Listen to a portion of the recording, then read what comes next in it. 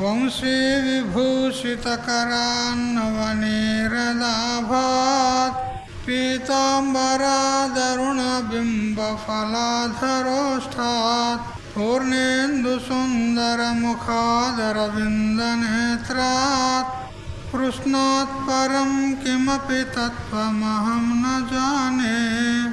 व्याख्यामुद्रिकया लसत्करतलं सद्योगपीठस्थितं वामे जानुतले दधानमपरं हस्तं सुविद्यानिधिं विप्रव्रातवृतं प्रसन्नमनसं पाथोरुहङ्गद्युतिं पाराशर्यमतीव पुण्यचरितं व्यासं स्मरेत् सिद्धये। श्रुतिस्मृतिपुराणानामालयं करुणालयं नमामि भगवत्पादं शङ्करं लोकशङ्करम्। ईश्वरो गुरुरात्मेति मूर्तिभेदविभागिने व्योमवद्व्याप्तदेहाय दक्षिणामूर्तये नमः। युक्ताहारविहाराय विविक्तस्थलवासिने मलयाळयतीन्द्राय ब्रह्मनिष्ठाय ते नमः। गीता भागवताद्वैत तत्त्वामृतस्वरूपिणे गण्डीक्षेत्रनिवासाय रामकृष्णाय ते नमः।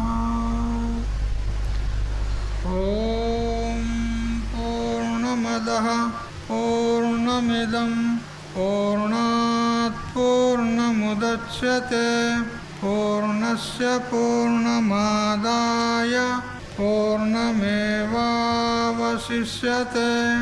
ॐ शान्ति शान्ति शान्तिः।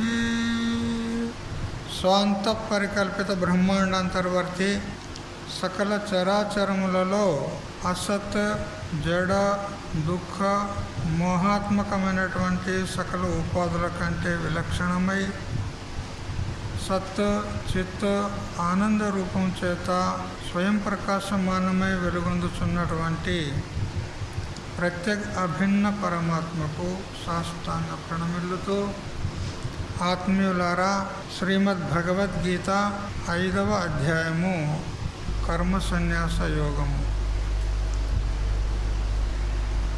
అందులో క్రమంగా 14 శ్లోకాల దగ్గరికి వచ్చాము, చింతన చేస్తూ ఉన్నాము. నకర్తృత్వం నకర్మాణి లోకస్య సృజతి ప్రభుః నకర్మ ఫల సంయోగం స్వభావస్తు ప్రవర్తతే. ఈశ్వరుడు ఈ ప్రపంచం నందలి జీవకోట్లకు కర్తృత్వమును కానీ కర్మలను కానీ కర్మఫల సంబంధము కానీ సృజింపడు. మరి ఏమిటి అంటే ప్రకృతి సంబంధం వలన కలిగినటువంటి జన్మాంతర సంస్కారం చేతనే జీవులే స్వయంగా కర్తృత్వాన్ని కర్మలను కర్మఫల సంబంధమును సృష్టించుకుంటున్నారు. కానీ ఈశ్వరునికి ఏ విధమైనటువంటి సంబంధం లేదు. కేవలము అతడు సాక్షి స్వరూపుడయ్యి సకల ప్రపంచాన్ని, జీవులను, జీవుల యొక్క శరీరాలను, వారి అంతఃకరణాన్ని, ఇంద్రియాలను సర్వమును ప్రకాశిస్తూ ఉన్నాడు. అంతేగాని పరమాత్మకు ఏ సంబంధం లేదు, దేనితో సంబంధం లేదు, ఎవరితో సంబంధం లేదు. అయితే శృతి స్మృతుల్లో భగవంతుడు కర్మలను చేయించేవాడని, జీవులు కర్మలను చేసేవారని అక్కడక్కడ మనకు వినబడుతుంది. భగవంతుడు కర్మఫలాలను ఇచ్చేవాడని, జీవులకు కర్మ చేయుటయందే అధికారం ఉంది. కర్మణ్యేవ అధికారస్తే మా ఫలేషు కదాచన. అని భగవంతుడు చెప్పాడు. కర్మఫలాలను ఇచ్చేవాడు భగవంతుడు, కర్మలను చేయుట వంతు మాత్రమే జీవులది. మరి సకల జీవులకు ప్రేరకుడు భగవంతుడు అని చెప్పబడింది కదా, మరి ఆ మాట సంగతి ఏమిటి అని ఈ విధంగా అర్జునుడు ఒకవేళ శంకిస్తాడేమో అని భగవంతుడు స్వయంగా సమాధానం చెప్తూ ఉన్నాడు. ఇప్పుడు 15వ శ్లోకం చదవండి.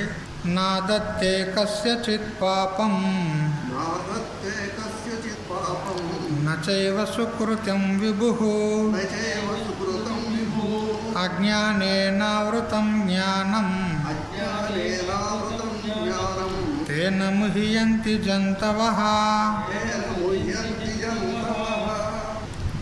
విభుః అంటే ఈశ్వరుడు, కస్యచిత్ అంటే ఎవరి యొక్క పాపమును నా ఆదత్తే అంటే గ్రహించడు, సుకృతంచ నయేవ వారి పుణ్యమును కూడా గ్రహించడు. మరి జీవులందరూ కూడా అనుకుంటున్నారు కదా, మరి పుణ్యపాపాల యొక్క ఫలాన్ని ఇచ్చేవాడు భగవంతుడు, కర్మలు చేసేడు వంతు జీవుడు, భగవంతుడే ప్రేరకుడు అని అంటున్నారు కదా. అంటే ఇది కేవలము భ్రాంతి చేత అనుకోవడం జరుగుతుంది. ఎందుకనంటే జీవులకు అనాది అయినటువంటి అజ్ఞానము ఆవరించి ఉంది. అజ్ఞానం అంటే పరమాత్మని తెలియకపోవుట అంతే. అజ్ఞానం అంటే అది ఒక పదార్థం అని అనుకోకండి. నాకు పరమాత్మ తెలియదు, బ్రహ్మము తెలియదు, ఆత్మ అంటే తెలియదు అని ఏదైతే జీవులు అంటున్నారు కదా, ఇదే అజ్ఞానం. ఈ అజ్ఞానం చేత జీవులు మోహింపబడి అనేక రకాలుగా పరమాత్మని విషయంలో, జీవుని విషయంలో, జగత్తు విషయంలో అనేక రకాలుగా అనుకుంటున్నారు. ఈ జగత్తు సత్యమని కొందరంటారు, పరమాత్మకు జీవునికి భేదం ఉంది అని కొందరంటారు. జీవుడు వేరే, దేవుడు వేరే. ఎవరికైనా అడిగి చూడండి, నువ్వెవరు అంటే నేను దేవుణ్ణి అంటాడా? ఎవడన్నా నేను భగవంతుణ్ణి అంటాడా? అనడానికి భయపడతాడు వాడు. నేనే దేవుణ్ణి అంటే భయపడతాడు వాడు. ఎవరైనా ఇట్లాంటి మహాత్ములు అన్నాడు, నువ్వు జీవుని ఎందుకైతారా, నువ్వు దేవునివి, నువ్వు పరబ్రహ్మ అంటే అట్టెట్లయితే అంటాడు. అంటే భేద జ్ఞానం ఉంది ఇక్కడ. ఈ భేద జ్ఞానం ఎందుకు వచ్చింది? అజ్ఞానం వల్ల. భ్రాంతి అనేక రకాలుగా ఉంది. భేద భ్రాంతి, సంఘ భ్రాంతి, కర్తృత్వ భోక్తృత్వ భ్రాంతి, మరి వికార భ్రాంతి, మరి బ్రహ్మ భిన్న జగత్ సత్యత్వ భ్రాంతి. ఇట్లా 5 ప్రకారాల భ్రాంతులు ఉంటాయి. ఇవన్నీ శాస్త్రాల్లో ఉంటాయి. ఈ భేద భ్రాంతి, ఈ భేద భ్రాంతిలో కూడా జీవుల యొక్క భేదము, జీవ జడ భేదము, జీవ ఈశ భేదము, ఈశ జడ భేదము, జడ భేదము, ఇట్లా మళ్ళా 5 ప్రకారాలు ఉన్నాయి. ఈ భ్రాంతి ఎందుకు కలిగింది అని అంటే మూలము అజ్ఞానం అంతే. అడగండి, ఏమయ్యా నీకు బ్రహ్మం తెలియదు అంటున్నావు ఎందుకు అంటే మళ్ళీ అజ్ఞానాన్ని ఒప్పుకుంటాడు. నాకు తెలియదయ్యా అంటాడు. మళ్ళీ ఎంత దూరం పోయినా మళ్ళీ నాకు తెలియదని ఒప్పుకుంటాడు. ఆ తెలియదు అనేదే అజ్ఞానం. అదే చెప్పినాడు భగవంతుడు ఇక్కడ. అజ్ఞానే నవృతం జ్ఞానం తేన ముహ్యంతి జంతవః. చూడు, అజ్ఞానం చేత జీవుల యొక్క జ్ఞానము ఆవరించబడి దాని చేత జీవులు మోహింపబడుతున్నారు అంటారు. ఈ అజ్ఞానం గురించి విచారం చేయాలంటే ఇవాళ మొత్తం దానికే సరిపోతుంది కదా. ఎందుకంటే అందరికంటే పెద్దమ్మ కదా మాయ, అజ్ఞానం. అదంతా శాస్త్రీయ విషయం. అజ్ఞానం అంటే నేనెవరో నాకు తెలియదు, పరమాత్మ అంటే నాకు తెలియదు, ఇదే అజ్ఞానం. దాని చేత జీవుల యొక్క జ్ఞానం ఆవరించబడింది. ఏ విధంగా మేఘం చేత సూర్యుడు ఆవరించబడ్డట్టు. అలా ఒక్కోసారి వర్షాకాలంలో మేఘాలు వస్తాయి సూర్యునికి అడ్డంగా, అప్పుడు సూర్యుడు కనపడకుండా పోతాడు. అట్లా ఈ అజ్ఞానం కూడా మన స్వరూపాన్ని, పరమాత్మను కప్పింది. ఏ విధంగా ఆ మేఘము అకస్మాత్తుగా ఆగంతుకంగా వస్తుంది, ఆ సూర్యుని ఇట్లా కప్పుతుంది. అట్లే మన అజ్ఞానం కూడా ఇది ఆగంతుకమే, ఇది మన స్వరూపం కాదు, మధ్యలో ఆరోపించుకున్నటువంటిది. ఇది ఆరోపిత అజ్ఞానమే కానీ సత్యం కాదు. ఈశ్వరుడు సర్వప్రాణికోట్లలో సాక్షిగా ఉంటున్నాడను ఈ సత్యమును ఆత్మజ్ఞానులు సాక్షాత్కార జ్ఞానం చే కనుగొనగలరు. ఈశ్వరుడు సర్వ ప్రాణికోట్లలో ఎవరికి అంటకుండా, ఎవరితో సంబంధం లేకుండా, మరి అందరికీ సాక్షి అయ్యి ఉన్నాడు. కేవలం ప్రకాశకుడై ఉన్నాడు. అన్నిటినీ తెలుసుకుంటాడు, అందరినీ తెలుసుకుంటాడు. కానీ తనను మాత్రం ఎవరు తెలుసుకుంటలేరు. కానీ ఆత్మజ్ఞానులు మాత్రం సాక్షాత్కార జ్ఞానం చేత పరమాత్మను దర్శించుకుంటున్నారు. మేఘం సూర్యుడిని కనపడని వానిగా చేయునట్లు ఆత్మజ్ఞానమును అజ్ఞానము తెలియకుండా కప్పేస్తుంది. దీని చేత ఈశ్వర భజనము, జపము, పూజాదులకు ఫలము లేదని తలంచకూడదు. మరి ఎప్పుడైతే అజ్ఞానం జీవుని ఆవరించిందో అప్పుడు ఈశ్వరునికి, జీవునికి, మరి జీవుడు చేసేటువంటి కర్మల చేత ఆయనకేం సంబంధం లేదా అని ఒకవేళ మనం అనుకుంటే అప్పుడు శంక వస్తుంది. అయితే మనం చేసేటువంటి కర్మల చేత, పూజ, జపము, తపముల చేత పరమాత్మకి సంబంధం లేదు అని అంటే ఇక మనం చేసేటువంటి పూజలకు, భజనలకు ఏం ఫలం లేకుండా పోతుంది కదా, ఆ ఫలాలు ఇచ్చేవాడు ఎవడిగా అని మనకు శంక కలుగుతుంది. అయితే ఇక్కడ సమాధానం ఈ విధంగా చెప్పబడుతుంది. జీవేశ్వరుల ఏకత్వ అవస్థ కలుగు వరకు ఈశ్వరుడు ఆయా ఈశ్వర భజనాది పుణ్యకర్మలకు ఫలమును కలుగ చేయుచుండును. అయితే మనకు నేనే పరమాత్మను, జీవుడే ఈశ్వరుడు అని తెలుసుకునేంత వరకు ఈశ్వరుడు పరోక్షంగా ఉండి ఎందుకు కాదు, మనకు పరోక్షం ఉన్నాడు ఈశ్వరుడు. పరోక్షంగా ఉండి కూడా మనకు ఆయా కర్మలకు భజన, పుణ్యము మొదలైనటువంటి ఏవైతే చేస్తామో వాటికి ఫలము తప్పకుండా ఇస్తాడు. మనకు తెలియదు కానీ పరమాత్మ ఇస్తున్నాడు. చూడు, మనం బ్రతకడానికి ఈ శ్వాస అవసరమా లేదా? గాలి అవసరమా లేదా? అవసరం లేదా మీకు? గాలి అవసరం లేదా మీకు? అవసరమేనా?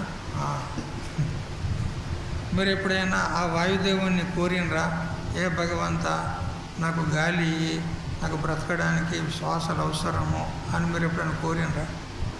ఎప్పుడు కోరలే. కానీ అడగకుండా ఇస్తుందా లేదా? మాకు సూర్యరశ్మి కావాలి అని సూర్యుడిని ఎప్పుడైనా కోరినరా? అడగకుండా ఇస్తుందా లేదా? చూడు, ఈ పంచభూతాలు అవి మనకు ఎంత సేవ చేస్తున్నాయి చూడండి. అడగకుండా కానీ మనందరికీ, పాపాత్ముడు కానీ పుణ్యాత్ముడు కానీ అందరికీ కూడా గాలిని ఇస్తున్నాడు, సూర్యరశ్మిని ఇస్తున్నాడు, ఔషధాలు, అన్నం ఇస్తుంది భూదేవి కదా, అందరికీ ఇస్తున్నాయా లేదా పంచభూతాలు? మరి మనం అడిగినామా? అడగకున్నా కానీ ఇస్తున్నాయి. అట్లే ఈశ్వరుడు కూడా మనం చేసేటువంటి కర్మలకు అతడు ఫలాలు ఇస్తాడు. పరోక్షంగా ఉండి ఎందుకు కాదు, ఫలాలు ఇస్తాడు. అందుకని మనము ఎల్లప్పుడూ ఈశ్వర భజన చెయ్యాలి. అంతే మన వంతు. ఫలం ఇచ్చేది ఆయన వంతు. నువ్వు కోరినా కోరకున్నా ఇస్తాడంటే ఇదిగో తీసుకో అని నీకేమో ఇయ్యాడు. అట్లా నీ కర్మనే నీకు ఫలం ఇస్తుంది. ఇదొక విచిత్రం. ఇక్కడ నీ కర్మనే నీకు ఫలం ఇస్తుంది, ఆయనేమి ఇచ్చింది లేదు నీకు.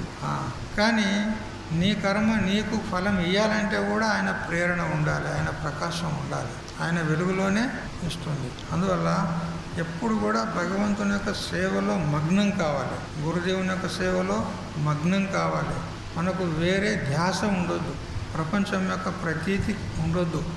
అదే ధ్యానం ఉండాలి. ఎప్పటికీ నిరంతరం భగవంతుని ధ్యానం ఉండాలి, భగవంతుని చింతన ఉండాలి, ఆయన సేవలో మనం నిమగ్నం కావాలి. అప్పుడు భగవంతుడు మన చింతన చేస్తాడు. ఒకసారి భరతుడు, లక్ష్మణుడు, శత్రుఘ్నుడు వీళ్ళందరూ శ్రీరామచంద్రుని యొక్క సేవ చేయాలి అని నిర్ణయించుకొని మరి ఎవరెవరము ఏమేమి పనులు చేయాలి, వాటా నువ్వు ఈ పని చేయి, నువ్వు ఈ పని చేయి, నువ్వు ఈ పని చేయి పంచుకున్నారన్నమాట. వాళ్ళందరూ శ్రీరామచంద్రుని యొక్క సేవ చేయడానికి వాళ్ళు సేవ పంచుకున్నారు. అప్పుడు ఆంజనేయుడు పోయిండు. మరి నాకు కూడా సేవ ఇస్తారా లేదా అంటే వాళ్ళు అన్నారు నీకేం మిగలలేదు అన్నాడు.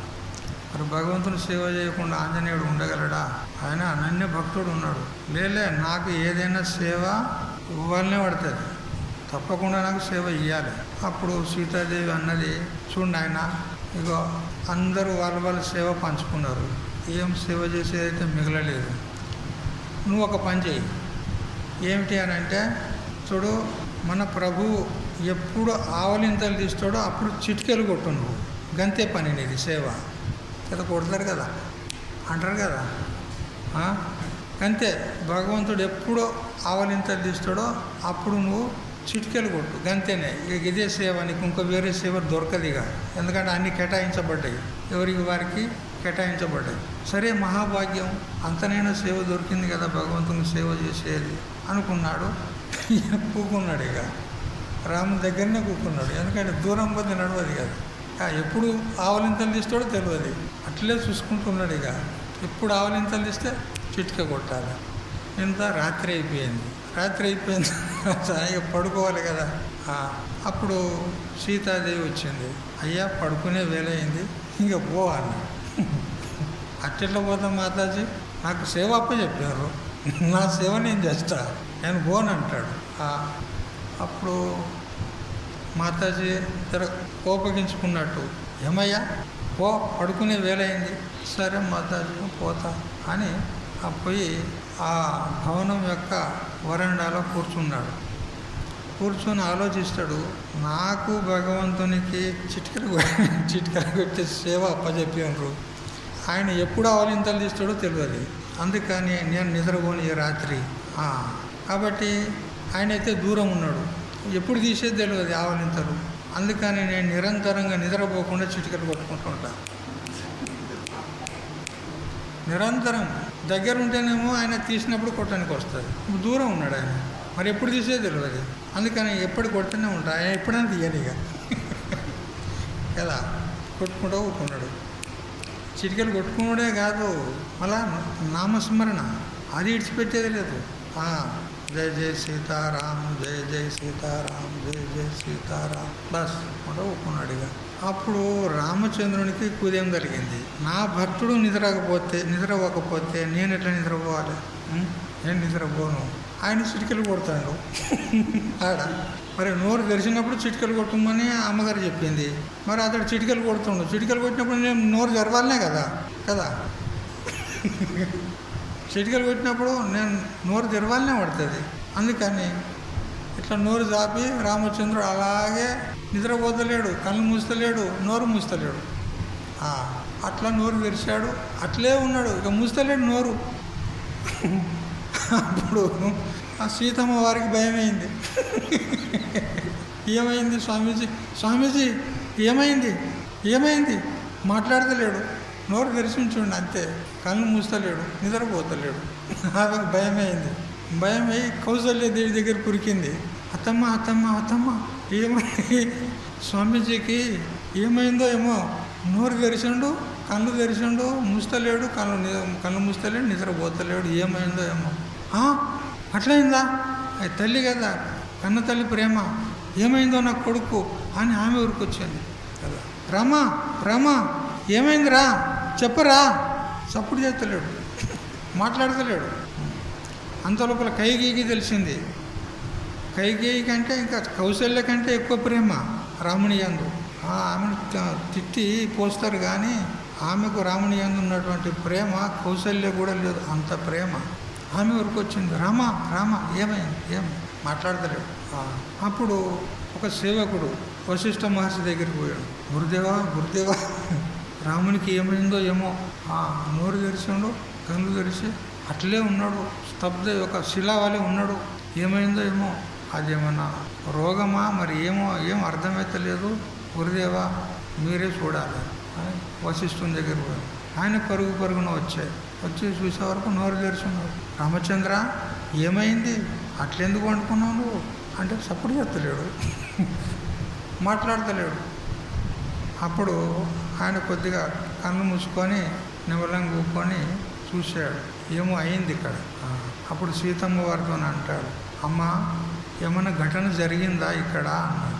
అంటే స్వామి ఏం ఘటన, పొద్దునైతే భరత శత్రుఘ్నులు లక్ష్మణుడు అందరు కలిసి సేవ పంచుకున్నారు, ఆంజనేయుడు వస్తే ఆయనకు ఏం సేవ దొరకలేదు అని అంటే నేనే చిటికలు కొట్టమని చెప్పినా, ఇంకంతనే, అంతకంటే ఇంకేం జరగలేదు అని అంటే అప్పుడు కళ్ళు మూసుకొని ఆంజనేయుడు ఎక్కడ ఉండి చూడాలి అని కళ్ళు మూసుకొని చూసేసరికి ఆయన వరండాలో చిటికలు కొట్టుకుంటా రామనామ భజన చేసుకుంటూ ఉన్నాడు. అప్పుడు పరుగున వశిష్ఠ మహర్షి ఆంజనేయుని దగ్గర పోయి కాళ్ళ మీద పడ్డాడు.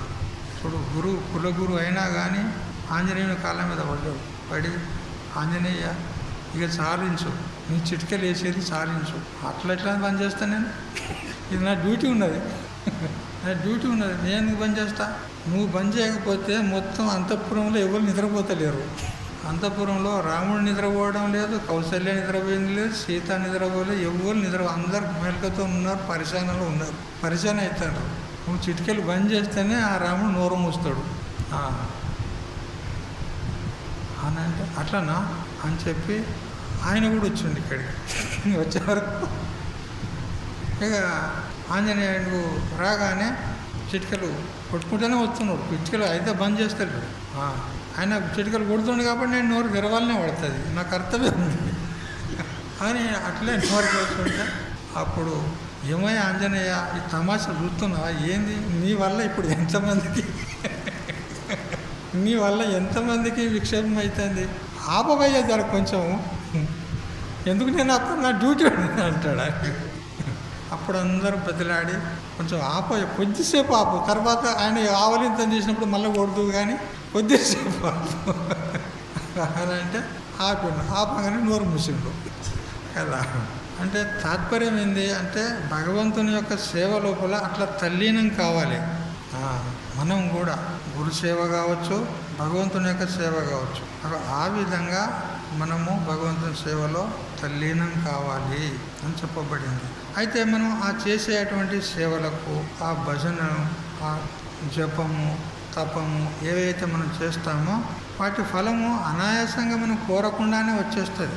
ఎందుకంటే ఎవడు చేసుకున్న కర్మ వాడు అనుభవించాలనే పడుతుంది, అది ఎక్కడ పోదు. అయితే ఈశ్వరుడు ఇస్తాడు అనేది ఔపచారికం మాత్రమే, ఏదో గుణగోవిందంతో అంటామే కానీ మన కర్మ మనకే ఫలం ఇస్తుంది. అందుకే ఇంతకుముందుకే చెప్పినాడు, నాదత్తే కస్యచిత్ పాపం నచైవ సుకృతం విభు. ఎవరి పాపము తీసుకోడు, ఎవడు పుణ్యము తీసుకోడు, అతడు కేవలం ప్రకాశకుడు ఉన్నాడు. అయితే మరి భగవంతుడు ఫలాలు ఇస్తాడు, ఆయన ప్రేరకుడు ఉన్నాడు, జగత్తునంతా నడిపించేవాడు తానే, సృష్టించేవాడు తానే అని చెప్పింది ఉన్నది కదా. అంటే అది మన అజ్ఞానం అంతే. మన అజ్ఞానం చేత భగవంతుడు జగత్తు యొక్క ఉత్పత్తి స్థితి లయకారకుడు ఉన్నాడు, జగన్ నియామకుడు ఉన్నాడు, సర్వజ్ఞుడు ఉన్నాడు, సర్వశక్తిమంతుడు, ఇవంతా మన అజ్ఞానం మాత్రమే. వాస్తవంగా అతడు జగన్ నియామకుడు కాదు, జగత్కర్త కాదు, ఏది కాదు. మన అజ్ఞానం చేతనే, మన యొక్క కర్మల చేతనే ఈ జగత్తు సృష్టించబడుతుంది, ప్రళయం అవుతుంది. అయితే ఈ విధంగా చెప్తే పూర్వమీమాంసకులు కర్మిష్ఠులు లేచిపోకుంటారు. మరి అంత కర్మనే చేస్తుంది అని వాళ్ళు అంటారు. కర్మనే మనం జన్మకు కారణం ఉన్నది. భగవంతుడు అనేవాడు ఎవడు లేడు, ఈశ్వరుని ఒప్పుకోరు వాళ్ళు. పూర్వమీమాంసకులు కర్మ సిద్ధాంతం వాళ్ళు ఈశ్వరుని ఒప్పుకోరు. ఈశ్వరు లేడు, ఎవడు లేడు, అంత కర్మనే చేస్తుంది అంటారు.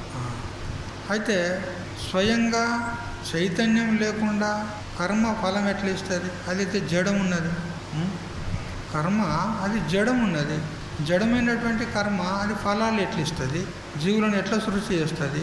దానికి ఒక నియామకుడు చైతన్యం ఉండాలన్నా లేదా? చైతన్యం లేకుండా ఏది కూడా క్రియ జరగడానికి వీల్లేదు. చైతన్యం ఒక సత్తలోనే వాటి వంటలు అవి జరుగుతున్నాయి. చైతన్యం ఉన్నదని జరుగుతుంది. చైతన్యం లేకపోతే అంత జడమే ఉంది, అంత అంధకార బంధురం అయిపోతుంది. అందుకని చైతన్యాన్ని ఒప్పుకొని తీరాలి. వాస్తవంగా ఈశ్వరుడు ఏమి చేయకున్నా కేవలం నామకే వాస్తే ఉంటే చాలు. ఆయన వెలుతురులో, ఆయన సాన్నిధ్యంలో అన్ని పనులు చేస్తాయి. అది లేకపోతే ఎక్కడెక్కడ సాంసం. అయస్కాంత సన్నిధిలో ఇనుప ముక్కలో చలనం జరుగుతుంది. అయస్కాంతం మనం ఎడబెట్టాం అనుకో, అంత దూరాన ఇనుప ముక్క ఉందనుకో, అది ఒక్కసారి వచ్చి అయస్కాంతానికి అంటుకుంటుంది. దానిలో చలనం జరిగిందా లేదా? ఈ అయస్కాంతం ఉన్నది కాబట్టి దాని యొక్క శక్తిలో అది ఆకర్షితమైంది. అట్లా చైతన్యం ఉన్నది కాబట్టి చైతన్య శక్తిలో ఇవన్నీ కూడా పనిచేస్తూ ఉన్నాయి. చైతన్యం లేకపోతే ఏది పనిచేయదు. ఇప్పుడు చూడండి, మన శరీరం ఉంది. ఈ శరీరంలో చైతన్యం ఉన్నదని అన్ని పనులు చేస్తుంది, మాట్లాడుతుంది, చూస్తుంది, వింటుంది, వస్తుంది, పోతుంది, తింటుంది, అన్నీ చేస్తుంది. చైతన్యం లేదనుకో, అప్పుడు దీనికి ఏమంటారు? దీనికి శవం. ఏమంటారు? శవం అంటారు. చూడు, మరి చైతన్యం ఏం చేసింది? ఏం చేయలే, కేవలం ఉన్నది అంతే. ఎట్లా? ఫ్యాక్టరీ లోపల యజమాని ఉన్నాడు, ఆయన సత్త లోపల ఎవరి డ్యూటీ వాళ్ళు చేస్తూ ఉంటారు. యజమాని లేడనుకో, ఏమని ఇచ్చేవాడు అట్లా. కాబట్టి చైతన్యము ఏమి చెయ్యకున్నా కేవలం సత్తా స్ఫూర్తిని ఇస్తుంది అంతే. దాని సత్త లోపల సకల వ్యవహారాలు జరుగుతూ ఉంటాయన్నమాట. అయితే మన అంతఃకరణలో ఉన్నటువంటి పాప సంస్కారాలు కానీ పుణ్య సంస్కారాలు కానీ అవే మనకు ఫలాలను ఇస్తూ ఉంటాయి. కానీ ఈశ్వరుడు ఇస్తున్నాడు అని ఆరోపణ చేయడం జరుగుతూ ఉంది. ఎందువల్ల అనంటే అజ్ఞానం వల్ల. మనము అజ్ఞానం చేత మన స్వరూపాన్ని విస్మరించాం కాబట్టి మనం యథార్థాన్ని తెలుసుకోలేక అన్ని ఈశ్వరుని మీద లేదా ఆత్మ మీద ఆరోపణ చేస్తున్నాం. ఆత్మనే చేస్తుంది అంటాం. ఆత్మ చేయడంలే, ఆత్మ సాన్నిధ్యంలో ఆత్మ యొక్క వెలుగులో ఈ దేహేంద్రియాలు పనిచేస్తున్నాయి. ఆత్మ ఏం చేయడం లేదు. ఈ విధంగా 15వ శ్లోకం తెలుసుకున్నాం. తర్వాత ఈ అజ్ఞానం ఏదైతే ఉందో ఇది జీవునికి ఎప్పటి నుండి ఉంది, ఎప్పుడు వచ్చింది ఈ అజ్ఞానం జీవునికి అని ఒకవేళ మనం ప్రశ్నించుకుంటే చెప్పండి, మీరు చెప్పండి, ఎప్పుడు వచ్చింది చెప్పండి. అనాది నుంచి వచ్చింది, ఇప్పుడు కాదు, ఎప్పటి నుంచో ఉన్నది. ఇప్పుడు ఎవరైనా నేను అజ్ఞానిని అన్నారనుకో, అంటారు కదా, నీకు పరమాత్మ తెలుసా అంటే నాకు తెలియదు అంటాడు. తెలియదు అనేది అజ్ఞానం. ఈ అజ్ఞానం నీకు ఎప్పటి నుంచి ఉన్నది అని మళ్ళీ అడగండి, అతనికే అడగండి అంటాడు. అంతే. మనకేం తెలుసు? అనాది కాలం నుంచి ఉన్నది ఇది. నిన్నొచ్చిందా మొన్నొచ్చిందా? అనాది కాలం. జీవుడు అనాది, ఈ అజ్ఞానం కూడా అనాది. అనాది అంటే దీనికి ఉత్పత్తి లేదు, అట్లే వస్తూనే ఉన్నది సహజంగా, ఆరోపితం. మరి ఈ అనాది అజ్ఞానము మనల్ని 3 చెరువుల నీళ్లు తాగిపిస్తుంది. ఈ అజ్ఞానం వల్లనే కదా మనం భ్రమలో పడి ఈ జగత్తులో నేను కర్తను, నేను భోక్తను, నేను జీవుని, నేను సుఖిని, నేను దుఃఖిని, నేను జన్మిస్తున్నా, మరణిస్తున్నా, ఇదంతా ఆరోపించుకుంటున్నాము. జన్మ రూప సంసారంలో పడి కొట్టుమిట్టాడుతున్నాం మనం. దీనికి అంతటికీ కారణం ఎవరు? అజ్ఞానం. మరి మనల్ని ముప్పు తిప్పలు పెడుతుందా లేదా ఈ అజ్ఞానం? మరి ఈ అజ్ఞానం ఇట్లే ఉండాలి మాకెప్పటికీ అని అనుకుంటారా? అజ్ఞానం పోవాలనుకుంటారా? పోవాలనా? వద్దా మీకు అజ్ఞానం? ఇష్టం ఉండదు, కానీ పోగొట్టుకోవడానికి ప్రయత్నం చేస్తలేరు. ఇప్పుడు ఎవరికైనా అడగండి, ఒరే తెలివి తక్కువడా అన్నాడు అనుకో. తెలివి తక్కువడా అంటే ఏమన్నట్టు? అజ్ఞానం అన్నట్టే కదా. తెలివి లేదంటే ఏమన్నట్టు? అజ్ఞానం ఉన్నట్టే కదా. మరి ఒరే తెలివి తక్కువడా అంటే వాడు ఏమంటాడు? అంటావా అంటాడు. అంటే అజ్ఞానాన్ని స్వీకరించేది లేదు, కానీ పొడగొట్టుకునే ప్రయత్నం లేదు. అజ్ఞానం వద్దని అంటున్నాడు, కానీ మరి పొడగొట్టుకోవాలని ప్రయత్నం చేస్తలేడు. మరి మీరేమంటారు? అజ్ఞానం పోవాలన్నా ఉంచుకుంటారా? మరి దానికి ఉపాయం ఏం చెప్పుకుండ్రి, మీరే చెప్పుకోండి. అజ్ఞానం ఎట్లా పోతుంది అది చెప్తున్నాడు ఇక్కడ భగవంతుడు. చదవండి 16వ శ్లోకం. జ్ఞానేన తు తదజ్ఞానం ఏషాం నాశితమాత్మనః తేషామాదిత్యవత్ జ్ఞానం ప్రకాశయతి తత్పరం. తద్ అజ్ఞానం, అట్టి అజ్ఞానము ఏదైతే మన స్వరూపాన్ని పరమాత్మను కప్పిందో ఆ అజ్ఞానమైతే ఆత్మనః జ్ఞానేన, ఆత్మజ్ఞానము చేతనే అది నాశనం అవుతుంది. ఆత్మ యొక్క అజ్ఞానము ఆత్మజ్ఞానం చేత నాశనం అవుతుంది. అంతే కదా, ఇది నియమం ఉంది. ఇప్పుడు మీ ఇంట్లో చీకటి ఉంది, వేరెవరి ఇంట్లో కూడా చీకటి ఉంది. లైట్ పోయింది కదా, చుమ్మన చీకటి ఉంది. వారి ఇంట్లో దీపం పెట్టారు, పక్కవారి ఇంట్లో దీపం పెట్టారు. మీ ఇంట్లో చీకటి పోతుంది కదా, మీ ఇంట్లో చీకటి పోతుంది కదా వాళ్ళ ఇంట్లో దీపం పెడితే. ఎట్లా చెప్తే అట్లనే తలకాయ ఊపుతారు.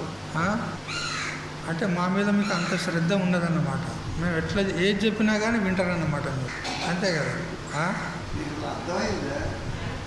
కరెంటు పోయింది, వాళ్ళ ఇంట్లో దీపం పెట్టుకున్నారు, మా ఇంట్లో వెలుగు వస్తుందా మరి చెప్పండి. అది వారి ఇంట్లో దీపం పెట్టుకుంటే మీ ఇంట్లో చీకటి పోతుందా మరి చెప్పడేమి?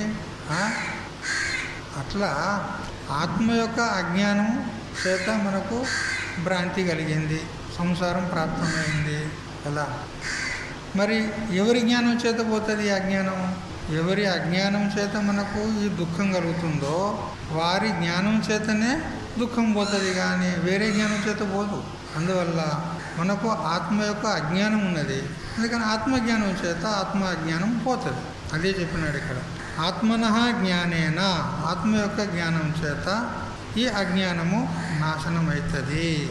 ఏ విధంగా అంటే ఆదిత్యవత్ అన్నారు. సూర్యోదయం అగుట తోడనే ఏ విధంగా జగత్తు ఆవరించినటువంటి ఏ చీకటి ఉండేనో అది ఏ విధంగా పలాయనం చిత్తగిస్తుందో, అదేవిధంగా ఆ పరబ్రహ్మకు సంబంధించినటువంటి అజ్ఞానము మన స్వరూప జ్ఞానం చేత పోతుంది కదా.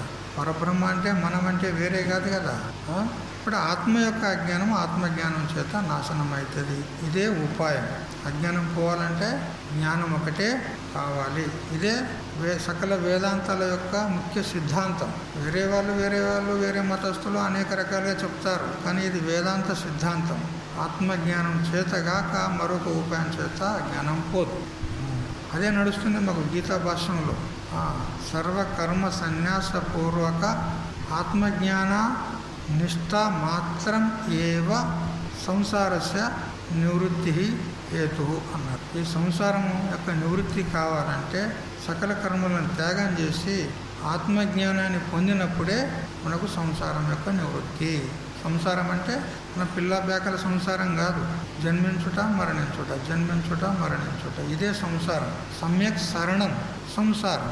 ఘటీ యంత్రం లాగా, చక్రం లాగా ఈ సంసారం తిరుగుతుంది. ఒక జన్మ తర్వాత మరొక జన్మ, ఆ జన్మ తర్వాత మరొక జన్మ, ఇట్లా సైకిల్కు చక్రంలో అన్ని పుల్లలు ఉంటాయి కదా నిలువుగా కదా. అది ఎట్లా తిరుగుతూ ఉంటే పుల్లలు కూడా ఒకటి తర్వాత ఒకటి, ఒకటి తర్వాత ఒకటి, కిందికి పోయింది మీదికి వస్తుంది, మీదికి పోయింది కిందికి వస్తుంది, కిందికి పోయింది మీదికి వస్తుంది, మీదికి పోయింది కింది, ఇదన్నమాట. అదేవిధంగా సంసార చక్రం అంతే. మనుష్య జన్మ వచ్చింది, ఇది మనం ఒకవేళ ఆత్మజ్ఞానాన్ని పొందలేమనుకో ఇది పోతుంది.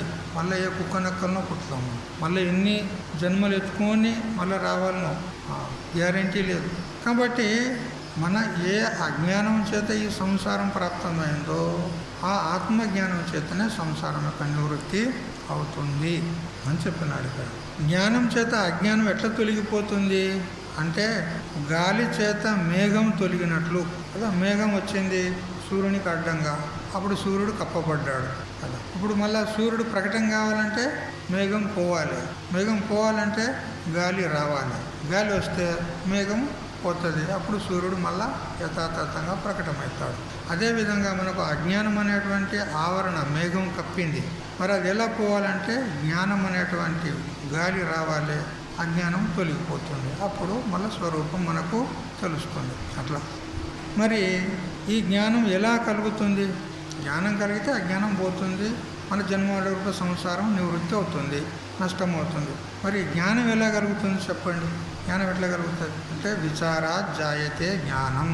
విచారం చేస్తేనే జ్ఞానం కలుగుతుంది. ఎవరు విచారం చేయాలి? బెండకాయల విచారం, వంకాయల విచారం, మంచిగా ఉన్నాయా లేదా, పురుగు పట్టినాయా లేదా, మనం విచారం చేస్తాం కదా. మార్కెట్ పోయి వాళ్ళు అమ్ముకునే వాళ్ళు ఉంటారు కదా, పోతాం, ఖరీదు చేయడానికి పోతాం, చూస్తాం, అన్ని ఏరుతాం, మంచి ఏరి వాళ్ళ ఒక బుట్ట ఉంటుంది, ఆ బుట్టలు వేస్తే ఇక వాడు మనకు తూచి మనకి ఎంత కావాలో అంత తూచి మనకి ఇస్తాడు. అది ఖరీదు చేసేటప్పుడు మనం ఎంత విచారం చేస్తున్నాం? ఏది మంచిగా ఉన్నది, ఏది చెడ్డగా ఉన్నది, చెడ్డ పక్కకు పెట్టేది, మంచిగా తీసేది విచారం చేస్తున్నామా లేదా? బట్టల దుకాణంలోకి పోతాం, బట్టల కొట్టుకు పోతాం, బట్టల షాప్కు పోగానే ఇక వాడు మనల్ని చూస్తాడు, వాడు అన్ని కింద పడేస్తాడు. ఇక చూసుకో, ఏం కావాలో చూసుకో. ఇక అందులో మనకు మంచిది, మనకు నచ్చింది వెతికి పట్టుకుంటాం. విచారం చేస్తున్నామా లేదా? విచారము అందరు చేస్తున్నారు, ఎవడు విచారం చేయనో లేడు, అందరు చేస్తున్నారు. కానీ దేని విచారం చేయనో అది చేస్తలేడు వాడు. ఏం విచారం చేయాలి? ఆత్మవిచారణ చేయాలి. ఆత్మవిచారణ చేస్తే ఆత్మజ్ఞానం కలుగుతుంది. విచారాత్ జాయతే జ్ఞానం కదా. విచారం చేస్తే జ్ఞానం కలుగుతుంది. అందుకని విద్యారణ్య స్వామి కూడా వేదాంత పంచదశలో 10వ ప్రకరణంలో నాటక దీపంలో చెప్తాడు, అవిచార కృతో బంధో విచారేణ నివర్తతే తస్మాత్ జీవ పరాత్మానం సర్వదైవ విచారయే అన్నాడు. చూడు, జీవునికి బంధం ఎందుకు వచ్చింది, ఈ సంసారం ఎందుకు ప్రాప్తమైంది అంటే విచారం చేయనందువల్ల అన్నాడు. విచారం చేస్తే బంధం పోతుంది, కానీ విచారం చేయనందువల్ల బంధం వచ్చింది. మరి బంధం పోవాలంటే ఇప్పుడు ఏం చేయాలి? ఏది చేయనందువల్ల బంధం వచ్చిందో అది చేస్తే పోతుంది. ఏం చేయలే? విచారం చేయలే మనం. మరి ఎట్లా పోతుంది? విచారం చేస్తే పోతుంది. ఎవరు విచారం చేయాలి? ఆత్మ విచారణ. తస్మాత్ జీవ పరాత్మానౌ సర్వదైవ విచారయేత్ అన్నాడు. అందుకని విచారం చేయనందువల్ల బంధం వచ్చింది కాబట్టి విచారం చేస్తే బంధ నివృత్తి అవుతుంది. మరి ఎవరు విచారం చేయాలి అని అంటే అక్కడే చెప్పినాడు విద్యారణ్య స్వామి, జీవ పరాత్మానౌ. జీవుడు అంటే ఎవరు, పరమాత్మ అంటే ఎవరు, వీళ్ళ విచారం చేసినరా ఎప్పుడన్నా? నేనెవరిని అని విచారం చేసినరా మీరు ఎప్పుడన్నా? విచారం చేస్తే అజ్ఞానం ఉండదు. మరి విచారం చేయలే మీరు. ఏదో మహాత్ములు చెప్పినారు, ఇంత జపం చేసుకో, తపం చేసుకో, అది చేసుకో, ఇది చేసుకో, పుణ్యం చేసుకో అని చెప్పారు, అది చేస్తున్నాం మేము. కానీ ఆత్మవిచారం చేసినరా ఎప్పుడన్నా? ఎవ్వరు చేయలే. ఈ కొత్త పెంటలోనే ఎవ్వరు చేయలే ఇదివరకు, మీరే కాదు. ఎందుకంటే ఆ ప్రసంగమే రాలే. సత్సంగం ఏడ చేసినారు, ఆత్మవిచారణ ఏడ చేసినారు, వేదాంత గ్రంథాలు ఎవరు చెప్పినారు మీకు, ఎవరు బోధించినారు విచారణ చేయడానికి? ఆ ప్రసంగమే లేదు. ఇప్పుడు ప్రారంభమైంది విచారణ. కొత్త పెంట ఊరు పుట్టిన కాంచి ఇప్పుడు మొదలయ్యింది. సత్యం ఉంది. ఇప్పుడు అడుగుంటారు, మరి ఎవరైనా పెద్దలు ఉంటే పోయి అడుగుతారు, ఎప్పుడైనా మరి సత్సంగం చేసినరా, ఆత్మవిచారణ చేసినరా అని పోయి అడుగుకోరు. ఊళ్ళో పోయి చేసినరా? ఎవడు చేయలే. ఎడ చేసినావు? చేస్తే గీ అవస్థ ఉంటుందా నీ ముఖం? కదా, ఇట్లా ఉంటుందా? ఉండదు. అహం బ్రహ్మాస్మి అని మంచిగా నీ స్వమహిమ లోపల ఉంటుంటివి నువ్వు. కానీ ఇట్లా ఉండకపోతుంటివి. అన్ని వ్యవహారాలు కుంటుపడతాయి. కేవలం ఆత్మధ్యానంలో ఉండిపోతావు. చేయలే. మరి చెప్పు, నువ్వు ఎవరు చెప్పు. మరి విచారం చేసినావు కదా, విచారం చేస్తే మరి నీ విచారం నువ్వు చేస్తే నువ్వెవరు చెప్పు నాకు. మరి నువ్వెవరు చెప్పు. విచారం చేస్తే చెప్పాలి కదా. ఏమో అయిపోయి కదా. మరి ఏం చేసినావు? ఇక నువ్వు విచారం చేస్తే చెప్పాలి, నేను బ్రహ్మను అని చెప్పాలి. గట్టిగా చెప్పు, అహం బ్రహ్మాస్మి అని ఈ విధంగా చెప్పాలి. విచారం చేస్తే ఏడ తెలిసింది నీకు? విచారం చేస్తే కదా తెలిస్తేది. అందుకని విచారమే చేయాలి. అది సద్గురువులను ఆశ్రయిస్తేనే ఆ విచారణ అవుతుంది. స్వతంత్రంగా మనం విచారం చేయలేము. మహాత్ములను ఆశ్రయించి విచారం చేయాలి. ఎవరు విచారం చేయాలంటే ఆత్మ విచారణ చేయాలి. ఆత్మ అంటే ఎవరు, పరమాత్మ అంటే ఎవరు విచారం చేయాలి. ఇప్పుడు ఇక్కడే మన శరీరం ఉన్నది కదా. ఈ శరీరంలో ఆత్మ ఉందంటారా లేదంటారా? ఉన్నదనే కూకున్నావు. ఆత్మ ఉన్నదనే కూకున్నావు. ఆత్మ లేకపోతే ఉంది. కానీ అది ఎట్లుంది, అది ఎవరు, అది విచారం చేయాలి. ఇప్పుడు అంతా తెలుసుకుంటున్నాం కదా. నేను ఒకసారి మొన్న చెప్పిన 3వ అధ్యాయంలో చివరిలో, అది బాగా గుర్తుపెట్టుకోండి. మరి మొబైల్లో పెట్టుకొని ఎప్పటికీ వినుండ్రని చెప్పిన నేను. ఇదంతా తెలుసుకునేది ఎవరు? ఈ శరీరాన్ని, బాహ్య ప్రపంచాన్ని అంతా ఎవరు తెలుసుకుంటారు? నువ్వే కదా. నేనే తెలుసుకుంటా అంటాం కదా. మరి ఆ నేను ఎట్లా ఉన్నా, ఆ నేను అనటానికి కళ్ళు ఉన్నాయా, ముక్కు ఉన్నాయా? కళ్ళు కూడా తెలుసుకుంటుండు వాడు. కళ్ళను కూడా తెలుసుకుంటుండు. కళ్ళు మంచిగా కనపడుతున్నాయా, మందంగా కనపడుతున్నాయా, అసలే కనపడటం లేదా, తెలుసుకుంటుండా లేదా? ఆ తెలుసుకునేవానికి కళ్ళు ఉన్నాయా? కళ్ళను తెలుసుకునేటానికి కళ్ళు ఉన్నాయా? లేవు. మనకి ముక్కు లేదు, నోరు లేదు, ఏది లేదు. ఏది లేనివాడు ఎట్లుంటాడప్ప? అట్లుంటాడు ఎవడన్నా? అది నిర్గుణ నిరాకారం ఉన్నది. కేవలం చైతన్యము, కేవలం జ్ఞానస్వరూపం అంతే. పోనీకి కరెంటుకి ఏం రూపం ఉన్నది? దాని కళ్ళు ముక్కులు చూపెట్టు. నాకు కరెంటు ఉన్నది కదా, ఉన్నదా? దాని కళ్ళు, ముక్కు, నోరు, చెవులు లేవు. మరి ఉన్నదా లేదా? పని చేస్తుందా లేదా? అట్లా చైతన్యం అట్లే ఉంది. అపానిపాదో జవనో గ్రహీత పశ్యత్య చక్షుశృణోత్య కర్ణ సవేత్తి వేద్యం నచ తస్యాస్తి వేత్త తమాహురగ్ర్యం పురుషం మహాంతం. శ్వేతశతు ఉపనిషత్తు చెప్తుంది. దానికి కాళ్ళు లేవు, చేతులు లేవు, ముక్కు లేదు, నోరు లేదు, కళ్ళు లేవు, ఏవి లేవు. కానీ అన్ని పనులు చేస్తుంది. చూస్తుంది, వింటుంది, పోతుంది, వస్తుంది, అన్నీ చేస్తుంది. ఇది ఇట్లా ఉన్నది మన స్వరూపం. అది ఎవరు? నేనే. ఎక్కడున్నావు? ఇక్కడనే ఉన్నా. అది తెలుసుకోవాలి. ఆ ఆత్మను మనం తెలుసుకున్నట్లయితే, అంటే నాకు శరీరము లేదు, నేను సావయవ పదార్థం కాదు, నాకు కళ్ళు, ముక్కు, నోరు, చేతులు లేవు, లేకున్నా కానీ అన్నిటినీ తెలుసుకుంటున్నా. ఆ తెలుసుకునేటువంటి తెలివి ఏదైతే ఉందో అదే నేను. ఆ తెలివి అంటేనే నేను, అది ఎవరో కాదు.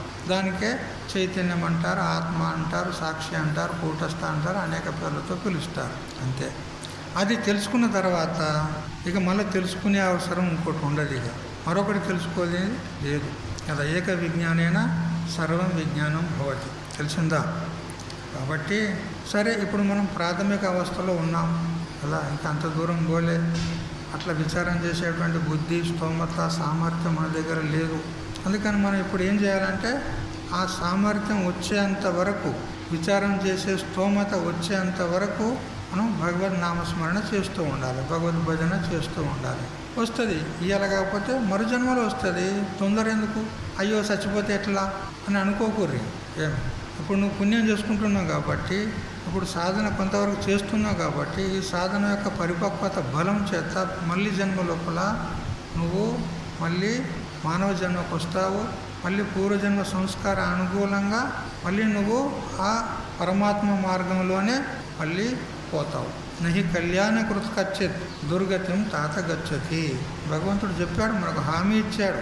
అయినా భయపడకు, నేను ముందు జన్మలో ఏమైపోతానో, నేను పతనం అయిపోతానా అని భయపడకు. ఈ జన్మలో సాధన చేసినవి కదా, నీకు అకల్యాణం అంటూ లేదు, నీ కళ్యాణమే అవుతుంది.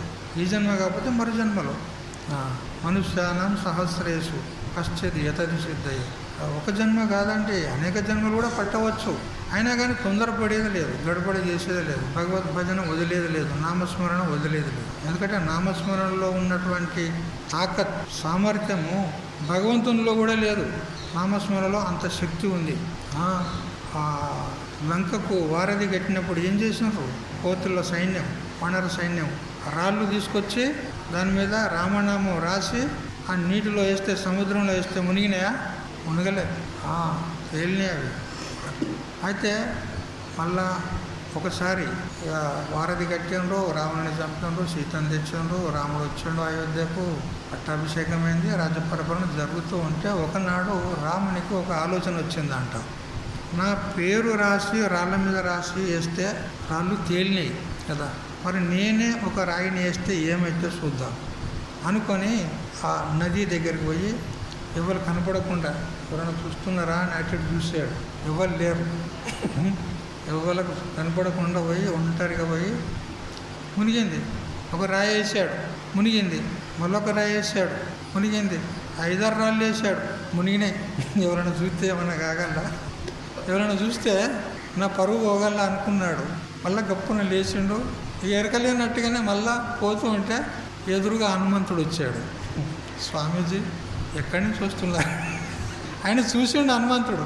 ఈయన రాళ్ళేసేది చూసిండు, దూరాన ఉండి చాటుకుండా ఆయన చూసిండు. ఎవరు చూడలేదని ఈయన అనుకున్నాడు. ఎవరు చూడలేదేమో అని రాముడు అనుకున్నాడు. ఆంజనేయుడు అడిగినాడు, హే రామచంద్ర, హే ప్రభు, మీరు ఎక్కడి నుంచి వస్తున్నారు అంటే అడిగింది చెప్పాలి కదా. ఏం లేదయ్యా, నేను ఆ నది దగ్గరకు పోయి మీరందరూ అప్పుడు నా పేరు రాసి అక్కడ వేస్తే అన్నీ తేలినాయి కదా, మరి ఇప్పుడు కూడా నేనేస్తే తేలుతుందేమో అని అట్లా రాళ్ళు వేస్తే తేలలేదయ్యా అంటే, ఎందుకు తేలుతాయి ఆయన అంటాడు. ఆంజనేయుడు అంటాడు, ఎందుకు తేలుతాయి? తేలయి. అట్లా ఎందుకు అంటే, నువ్వు ఒకసారి చేతిలోని పట్టుకొని వదిలినామనుకో, వాడు సంసారంలోనే మునిగిపోతాడు కానీ తేలడంట.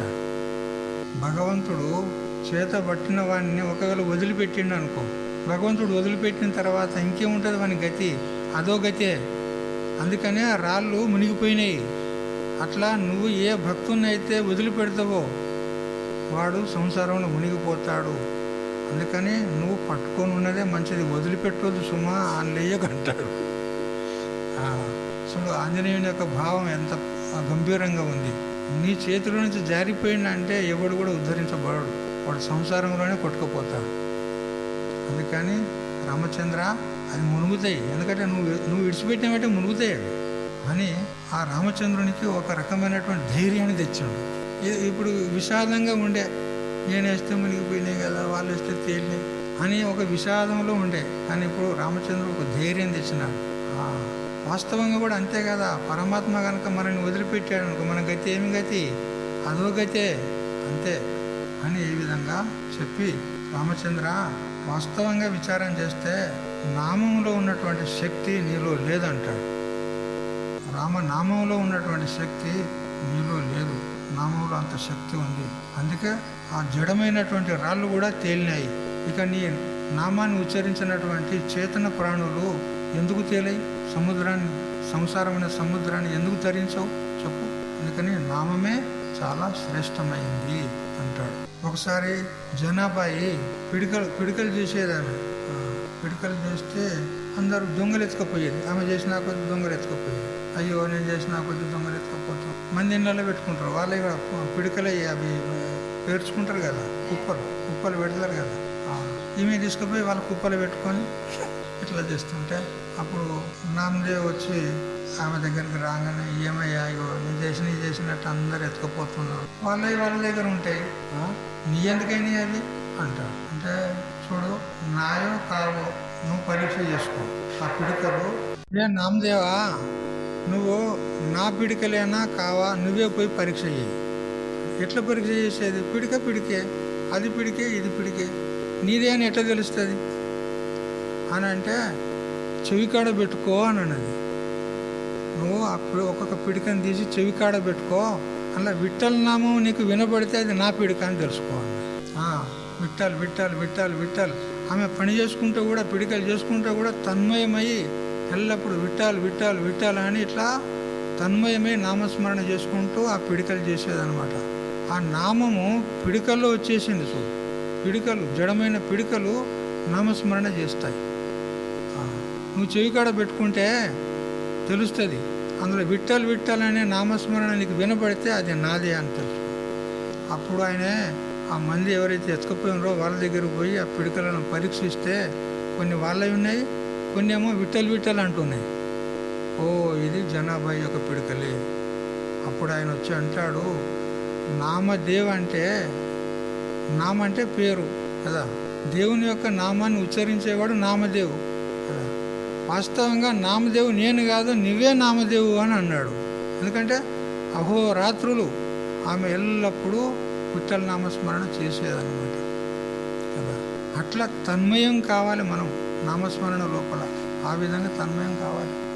ఈ ప్రకారంగా మరి ఆ జ్ఞానాన్ని పొందాలి అని అంటే మనకంత సామర్థ్యం లేదు. విచారం చేస్తే జ్ఞానం కలుగుతుంది, విచారం చేసే సామర్థ్యం లేదు. కాబట్టి ఇప్పుడు మనం ప్రాథమిక అవస్థలో ఉన్నాం. కాబట్టి మనము జపము, తపము, నామస్మరణ ఈ మొదలైనటువంటి సాధనలు చేసుకుంటూ పోవాలి. అప్పుడు ఏమవుతుంది అంటే తర్వాత శ్లోకంలో చెప్తూ ఉన్నాడు, 17వ శ్లోకం. తద్బుద్ధయస్తదాత్మానః తన్నిష్టాస్తత్పరాయణాః గచ్చంత్య పునరావృత్తిం జ్ఞాననిర్ధూత కల్మషాః. తద్బుద్ధయః అంటే పై శ్లోకంలో చెప్పినటువంటి బ్రహ్మజ్ఞానమును ఎవరైతే పొందినారో, బుద్ధయ అంటే జ్ఞానులు, ఎవరైతే ఆ బ్రహ్మజ్ఞానాన్ని పొందినారో, లేక పరమాత్మ యందే స్థిర బుద్ధి కలిగిన వారు ఉన్నారో, మరియు తదాత్మానః అంటే ఆ పరమాత్మ యందే మనసు కలిగినటువంటి వారు ఉన్నారో, మరియు తన్నిష్టాః అంటే పరమాత్మ యందే నిష్ట గలవారే ఎవరైతే ఉన్నారో, మరియు తత్పరాయణాః అంటే పరమాత్మనే ఆయనం అంటే ఆశ్రయం, పరమాత్మనే ఆశ్రయము, నాకు వేరే ఆశ్రయం లేదు, పరమాత్మనే నాకు గతి అని ఈ విధంగా ఎవరైతే భగవంతుని నమ్ముకొని ఉన్నారో అటువంటి వారు జ్ఞాన నిర్ధూత కల్మషాః, ఆ జ్ఞానం చేత వారి యొక్క కల్మషాః అంటే పాపాలను కూడా నిర్ధూత అంటే కడిగివేయబడతాయి. అతని యొక్క పాపాలన్నీ కూడా కడిగివేయబడతాయి.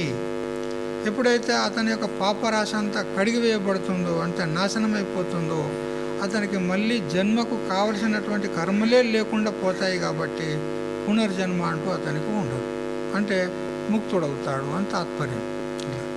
పునర్జన్మ లేని మోక్ష పదవిని పొందుతున్నారు అంటాడు. కర్మయోగాచరణలో అంతఃకరణము శుద్ధి పొంది ఆత్మసాక్షాత్కార సిద్ధి పడిసినటువంటి బ్రహ్మజ్ఞానుల గురించి ఎంత వర్ణించినా కానీ తక్కువనే అంటాడు కదా. ఆ బ్రహ్మజ్ఞానులు ఎవరు? గురువులు కదా. ఒక చోట ఒక కవి వర్ణన చేస్తాడు, ఈ సంపూర్ణ భూమండలాన్ని అంతటిని కూడా ఒక కాగితముగా చేసుకొని కదా, మనం ఏదైనా ఒక విషయం రాయాలంటే కాగితం తీసుకుంటాము, పెన్ను తీసుకుంటాము కదా. ఈ సంపూర్ణ భూమండలాన్ని అంతటిని కూడా ఒక కాగితముగా తీసుకొని, మరి సాయి కావాలి కదా, మొత్తం సముద్రాలను అన్నిటిని కూడా సాయిగా చేసుకొని, ఈ భూమండలంలో ఉన్నటువంటి వనజాతం ఏదైతే ఉందో దాన్ని అంతటినీ కలం పెన్నుగా చేసుకొని, ఆ సరస్వతీదేవే స్వయంగా రాసినా కానీ ఆ గురుదేవుని యొక్క గుణాలను ఎవరు వర్ణించలేరు అంటారు. అంటే ఆయన యొక్క మహాత్మ అంత గొప్పదన్నమాట, తెలిసిందా. అందుకని మహాత్ముల గుణగుణాలు ఎవరు వర్ణించగలుగుతారు, ఎంత వర్ణించినా తక్కువనే. ఎందుకంటే పరమాత్మ చేత అతడు అభిన్నుడు ఉన్నాడు. జ్ఞాని త్వాత్మైవ మే మతం అని భగవంతుడే స్వయంగా చెప్పాడు. జ్ఞాని అంటే ఎవరో కాదు, నేనే అన్నాడు. జ్ఞాని నేనే అన్నాడు. మరి ఎప్పుడైతే ఆ గురుదేవుడు ఆ జ్ఞాని స్వయంగా భగవంతుడేనో, మరి భగవంతుని యొక్క గుణగణాలు ఎవరు వర్ణించాలి? ఎవరు కూడా వర్ణించడానికి సమర్థులు కాదు. అందువల్ల వాళ్ళు బాహ్య విషయాల బారి నుండి విముక్తమయ్యి శ్రవణము, మననము, నిధిధ్యాసనం మొదలైనటువంటి సాధనాలు, దీనికే విచారం అంటారు. విచారము అని చెప్పుకున్నాం కదా మనం. విచారం చేస్తే జ్ఞానం కలుగుతుంది. విచారం అంటే గురుదేవుని యొక్క ముఖార విందం నుండి తత్తమస్యాది మహావాక్యాలను శ్రవణం చేయాలి, వినాలి. విన్నదాన్ని ఏకాంతంగా కూర్చొని మననం చేయాలి.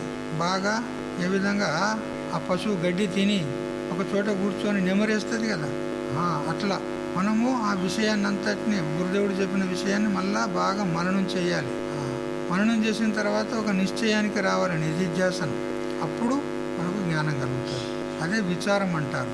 విచార జాయితే జ్ఞానం అని చెప్పుకున్నాం కదా. విచారం చేస్తే జ్ఞానం కలుగుతుంది. విచారం అంటే శ్రవణం, మననం, నిధిధ్యాసనం. ఇవి వాళ్ళు పునఃపునః చేసి చేసి చేసి ఆ జ్ఞానాన్ని పొందినారు మహాత్ములు. బాహ్య విషయాల బారి నుండి తప్పుకొని, ప్రపంచం నుండి తప్పుకొని గురుదేవుని యొక్క చరణాలను ఆశ్రయించి శ్రవణం చేశారు. కాబట్టి అటువంటి మహాత్ముల యొక్క గుణగణాలు చెప్పడానికి అలవి కాదు అంటాడు. వారి బుద్ధి ఎటువంటి బుద్ధి? వ్యవసాయాత్మిక బుద్ధి. వ్యవసాయాత్మిక బుద్ధి అంటే నిశ్చయాత్మిక బుద్ధి.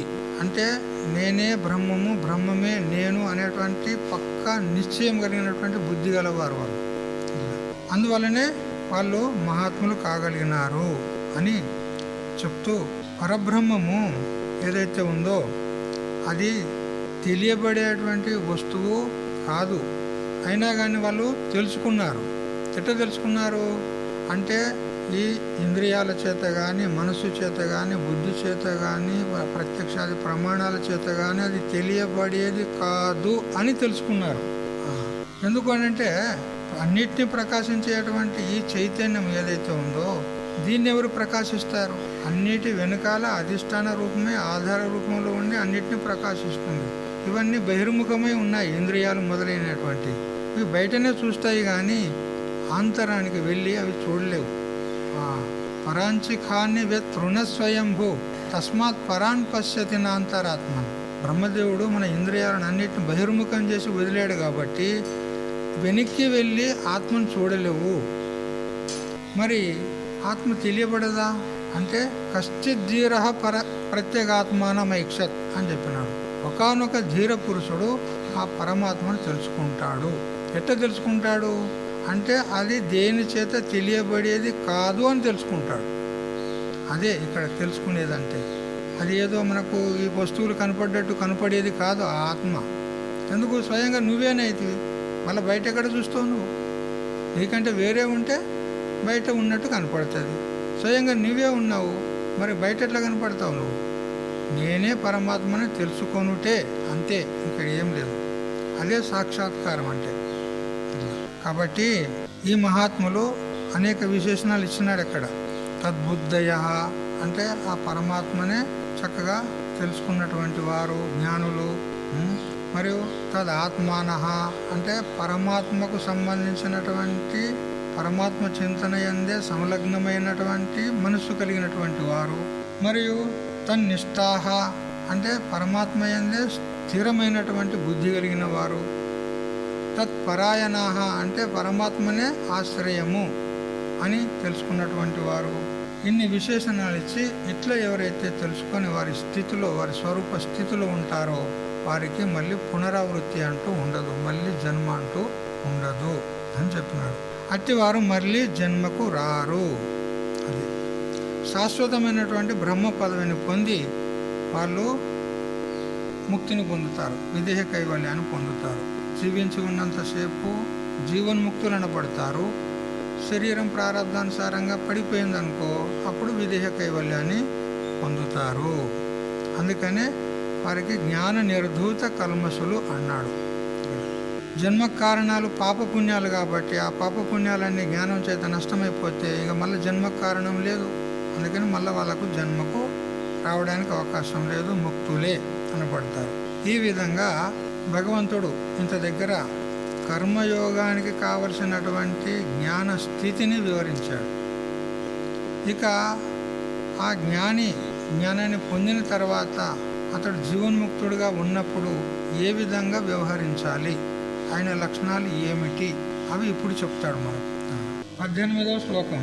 విద్యా వినయ సంపన్నే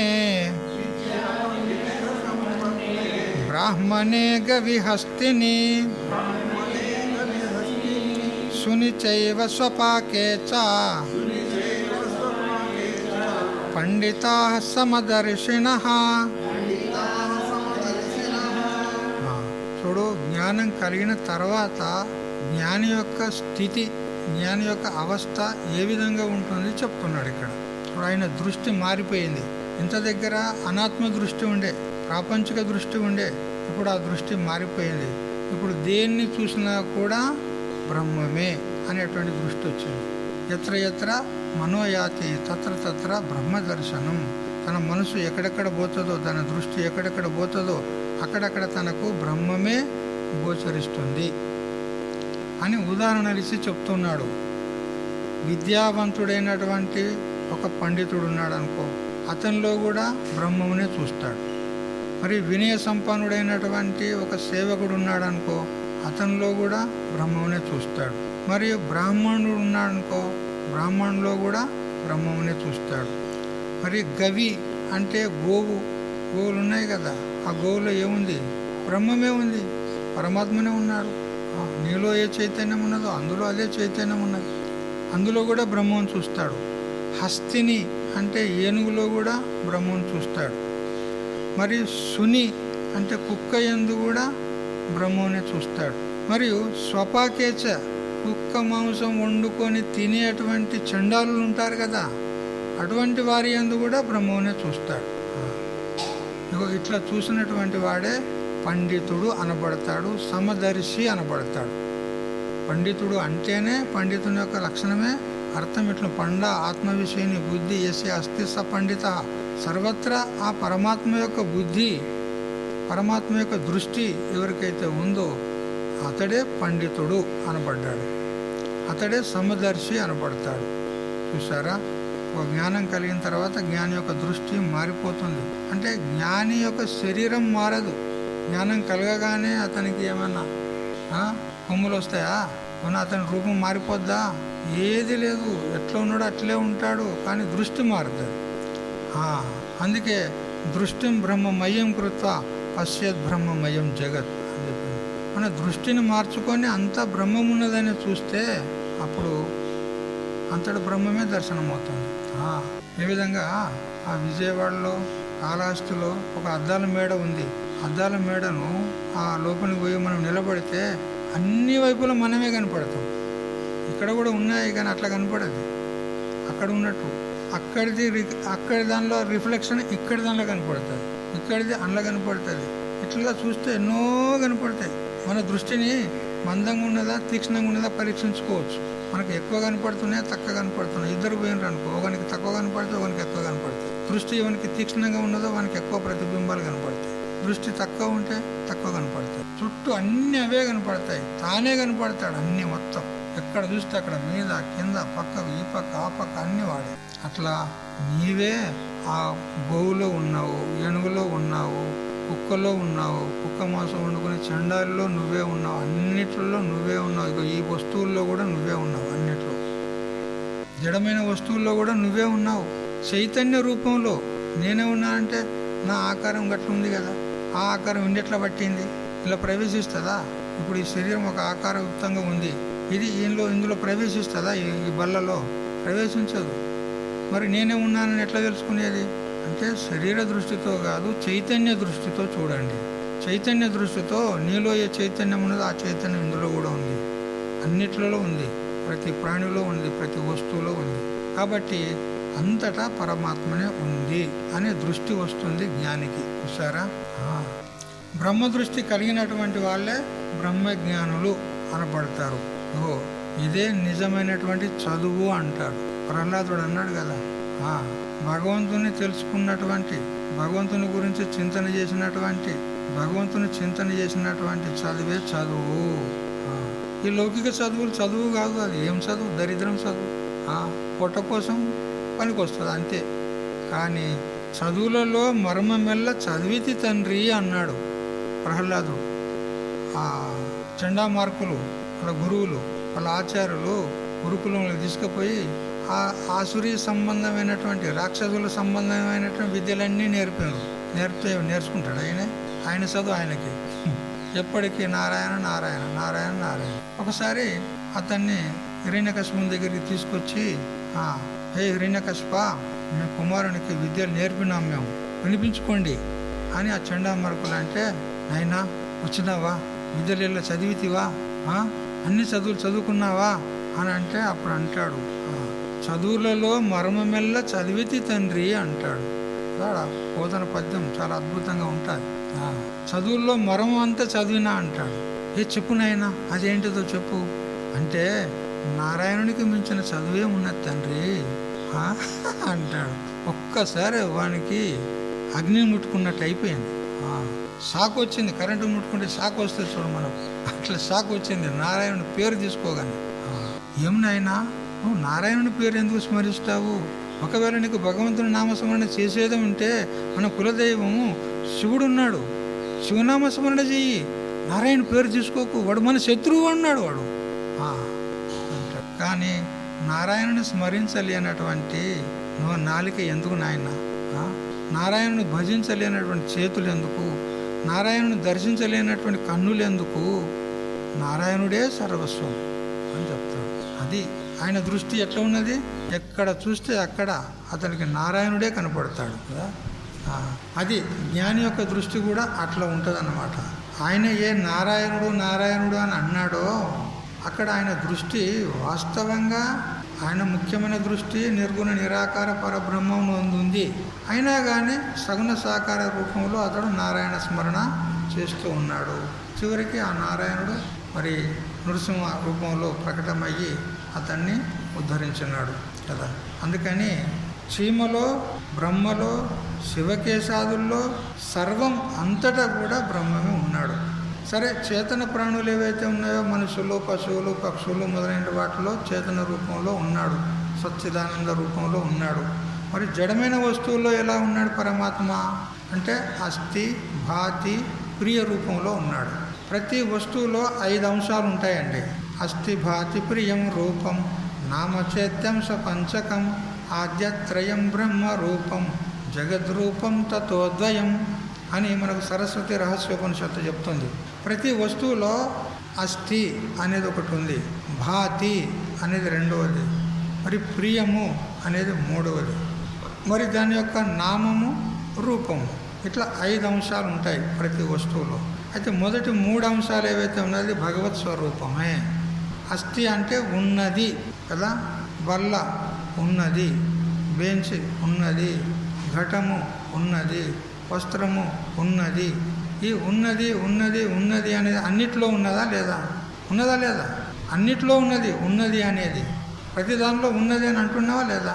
ఈ ఉన్నది అనేది అన్నిట్లో ఉన్నది.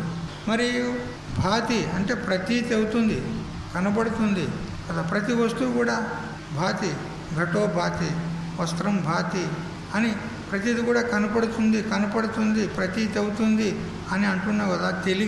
ఆ తెలివి అన్నిట్లో ఉంది కదా. ఇది ఘటము అని తెలుసుకుంటున్నావు అంటే తెలివి ఉందా లేదా అక్కడ?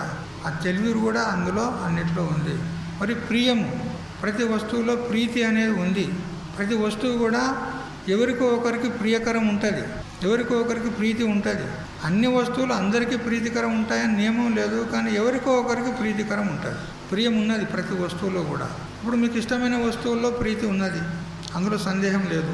కానీ మీకు అనిష్టమైనటువంటి వస్తువులు ఉన్నాయి కొన్ని కదా, కొన్ని ప్రాణులు ఉన్నాయి, అవి మీకు ప్రియం లేవు. తేలు ఉందనుకో, తేలు ఉంది, ఏం చేస్తావు? తీ బయటది పడేసే అంటావు.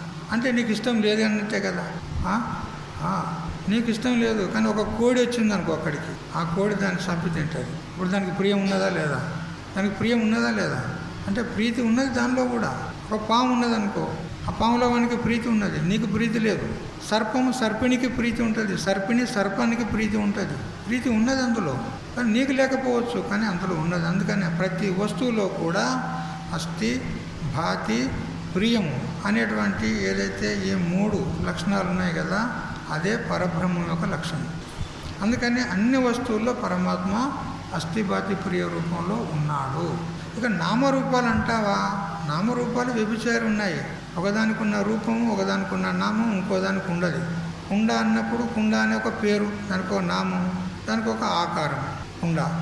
అది వస్త్రానికి ఉందా ఆ నామము, ఆ రూపము? లేదు. దీని రూపం వేరే ఉన్నది, దీని నామం వేరే ఉన్నది. ఇది ఒకటి ఉంది వస్తువు, దీని నామం వేరే, దీని రూపం వేరే. నామరూపాలు వేరువేరుగా ఉన్నా కానీ అస్థి, భాతి, ప్రియం మాత్రం అన్నిట్లో ఉంది, ప్రతి వస్తువులో ఉంది. అదే పరబ్రహ్మ వస్తువు, అదే పరబ్రహ్మ యొక్క స్వరూపం. ఆ రూపంలో ఉంది పరమాత్మ. చేతన రూపంలో ఈ చేతన ప్రాణుల్లో ఉంది, సత్తు, చిత్తు, ఆనంద రూపం చేత. జడ వస్తువుల్లో అస్థి, భాతి, ప్రియ రూపం చేత ఉంది. ఈ ప్రకారంగా పరమాత్మ అణువులో కూడా అంతటా నిండి నిభిడీకృతమై ఉన్నాడు. ఆ విధంగా సర్వత్ర బ్రహ్మమును చూసిన వాడే పండితాహ సమదర్శన అని చెప్పినాడు. సర్వత్ర సమం అంటే బ్రహ్మం, సమం అంటే బ్రహ్మం. సమం సర్వేషు భూతేషు తిష్టంతం పరమేశ్వరం. నిర్దోషమి సమం బ్రహ్మ తస్మాత్ బ్రహ్మణి తిష్ఠితా అంటూ సమం అంటే బ్రహ్మము. ఆ బ్రహ్మమును చూసినవాడు సమదర్శి. ఎవడు? ఆత్మజ్ఞాని. అతడే పండితుడు అని ఈ విధంగా మనము 18 శ్లోకాల పర్యంతం తెలుసుకున్నాం. తర్వాత విషయము సాయంత్రం నుంచి తెలుసుకుందాం. హరి ఓం తత్సత్. ఓం సహనావతు సహనౌ భునక్తు సహ వీర్యం కరవావహై తేజస్వినావధీతమస్తు మా విద్విషావహై. ఓం శాంతి శాంతి.